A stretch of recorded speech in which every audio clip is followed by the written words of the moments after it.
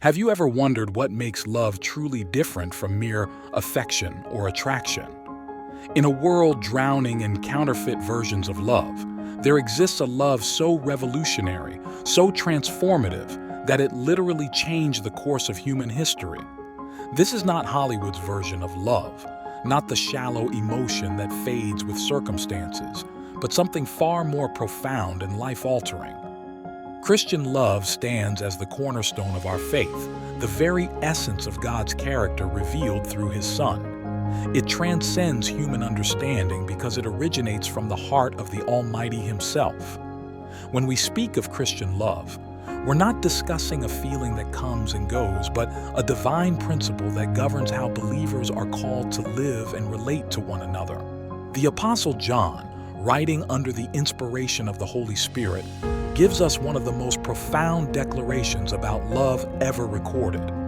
His words cut through every philosophical debate, every theological argument, and every human attempt to define love. John doesn't merely tell us that God has love or shows love, but reveals something far more stunning about His very nature. Beloved, let us love one another, for love is of God, and everyone who loves is born of God and knows God. He who does not love does not know God, for God is love. 1 John 4:7-8. This passage reveals that love isn't just something God does. Love is who God is.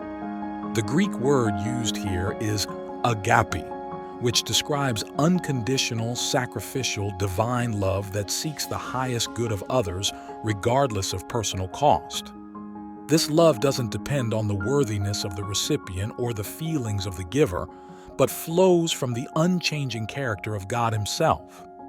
John's declaration that God is love means that every expression of true love in this world is a reflection of God's nature. When a parent sacrifices for their child, when a friend forgives a deep hurt, when someone shows kindness to an enemy, these are glimpses of the divine breaking through into our fallen world. Love becomes the fingerprint of God's presence in human relationships.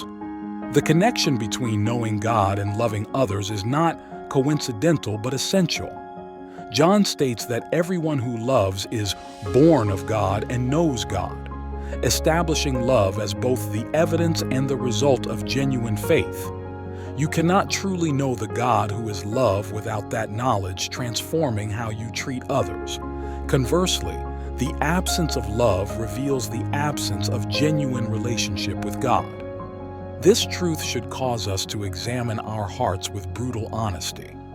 How do we treat those who disagree with us, who hurt us, or who simply annoy us? Our love, or lack thereof, becomes a spiritual thermometer revealing the temperature of our relationship with the Almighty. The person who claims to know God while harboring hatred, bitterness, or indifference toward others is deceiving themselves.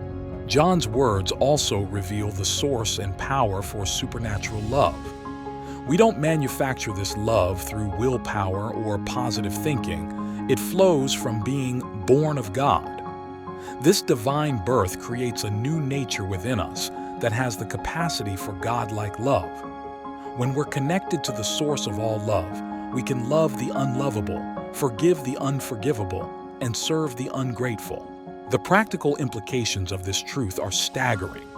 If God is love, then every act of genuine love is an act of worship. Every expression of compassion is a sermon, and every moment of forgiveness is a miracle. We become conduits of divine love, channels through which the nature of God flows into a broken world desperate for authentic connection. Christian love also becomes our greatest apologetic, our most convincing argument for the reality of our faith. Jesus Himself said the world would know His disciples by their love for one another.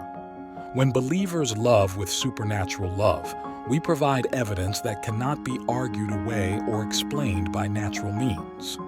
This love must begin in our homes, with our families, with those closest to us. It's easy to speak of loving humanity while failing to love the people God has placed directly in our path. Christian love proves itself in the ordinary moments: patience with difficult people, kindness to those who can do nothing for us, generosity toward those who cannot repay us. The call to love is not optional for the believer. It's the natural outcome of our divine birth. When we struggle to love, we must return to the source, immersing ourselves in God's love for us until it overflows to others. Remember, we love because He first loved us, and His love never runs dry.